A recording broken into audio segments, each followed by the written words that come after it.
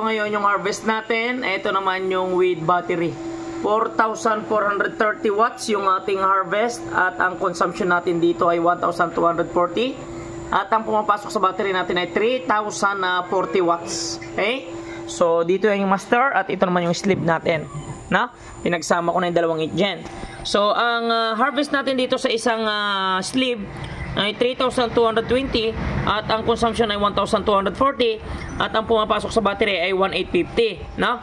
So kung kukunin natin yung harvest natin mula kay Haring Araw, 3,220 plus 4,430, so equivalent of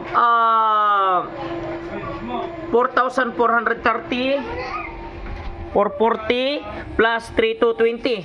So, 7,650 watts. No? So, ibig sabihin, ang harvest natin sa oras na to ay 7,650 watts. At ang konsumo natin ay 1,270.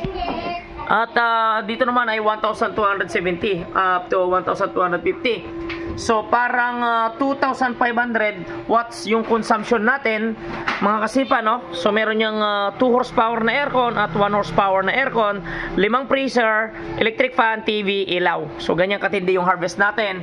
At ang libreng kuryente, no?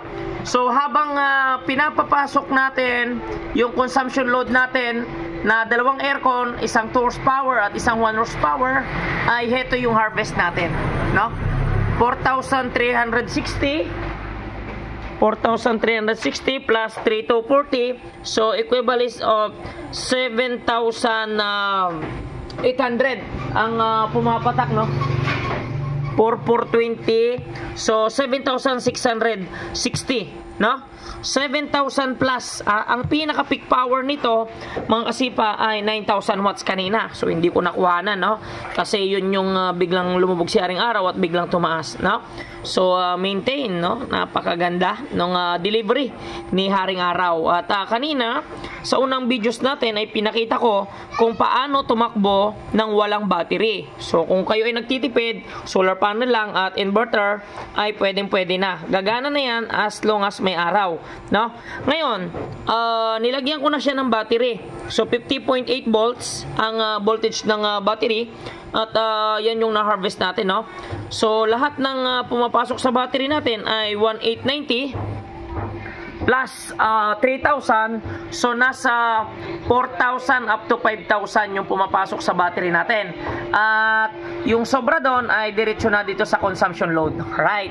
Napakaganda, no? At maraming salamat, Haring Araw. Napakataas ng harvest natin, no? Solid, no?